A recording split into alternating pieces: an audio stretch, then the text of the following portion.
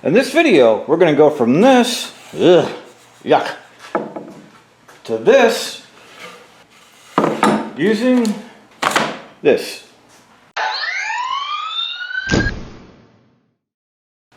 Okay, so my parts are probably getting a little bit redundant on this matter. The factory blade that comes with these saws is just horrendous for finish work. Typically have just very few teeth on them, which is great for ripping real fast. If you're doing like, I don't know, framework for a house or something that's inside, or doing some wood that's not seamed, then yeah, it's fine. But if you're doing cabinetry or anything like that, you need something with more teeth on it. This is 60 tooth is pretty much what I consider the bare minimum for finish cutting. And I put this on my other saws, a similar blade, the Diablo and a Makita blade, and they both seem to work just fine. I don't know which one's more durable. I would think this one is, but I don't know for sure. So anyway, let's get started. First thing I'm going to do for replacing the blade, of course, is unplug. Right? Use safety. Alright. Then next up, okay, so to get the blade guard out of the way, loosen this.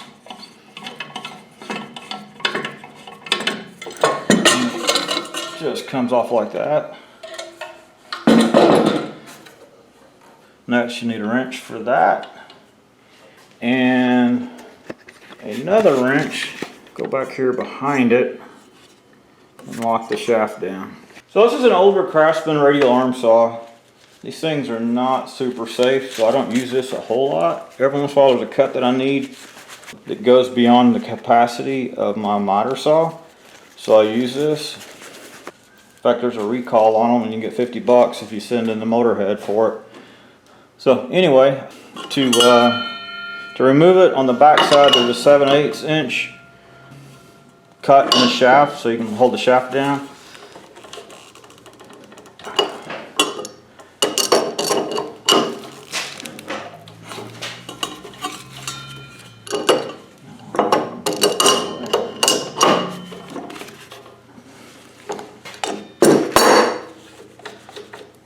And keep in mind that this moves this way. So this is actually a left-handed thread nut. This is where a lot of people go wrong replacing a blade or whatever, is they'll try to turn it the wrong direction, which actually tightens it. So I'll go ahead and pull this off. There we go. And now you can see the shaft a little better where I put the wrench on it. Okay, so when you put your new blade on, make sure you put it on going the same direction. Oh, and a nice little tip. You probably already know. You might already know about this, but if you're cutting plexiglass, even steel, you can flip the blade around, and that will work in a pinch to cut those type of things. Probably not super great on your blade, but I've done it and haven't really noticed any problems with doing that. So again, what I'm installing here is a 10-inch 60 tooth. That's the number of teeth around the blade, whereas this one's a 10-inch 20 tooth. You see it's got a much more aggressive cut. So in theory this would cut a lot quicker. An uglier cut. This is slightly slower, but a nice looking cut. And right here it tells you the maximum RPM. Make sure that matches up with your saw. And also the blade direction, or the direction of rotation. So I'm gonna get this out of the way. I will keep that blade though in case I need to do some rougher stuff or something happens to this blade. Alright, so put that blade on there, like so.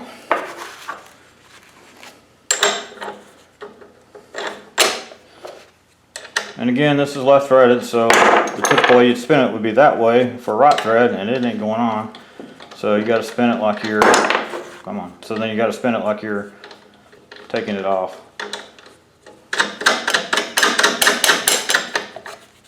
Okay.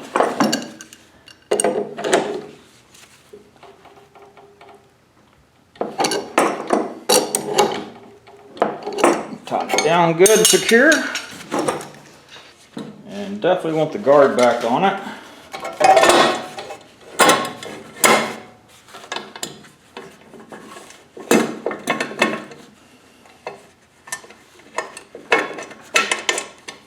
Pull that all the way up for now.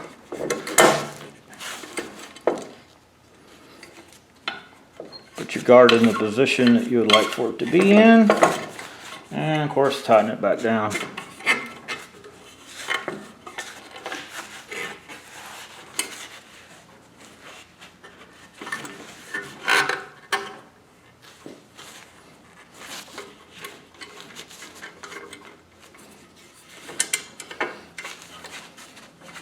Now the guard is going to be adjusted depending on your wood, you know, the thickness of it and all that.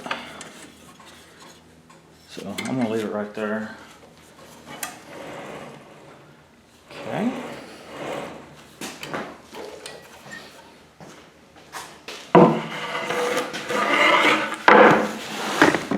Okay, so got the new blade on. You can see how rough this is right here. So let's just try it. See what it looks like.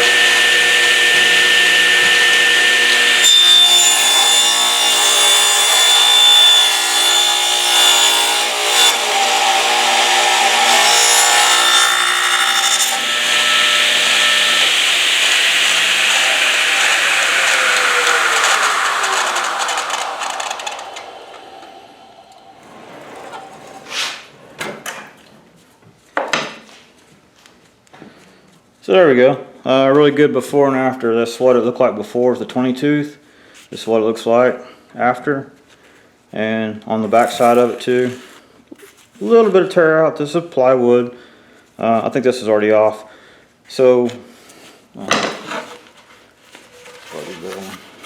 there we go. So you can see it's much better. Now a way to make this even better would be to either put a sacrificial board underneath it, or sometimes I just use masking tape and run it along the cut. There we go. And that'll help with the tear out too. But that's a tremendous difference, way better. Upgrade your saw blades for a better cut. The ones that come with it are great for jobs that you don't really care what the finished result looks like. But above that, more teeth the better.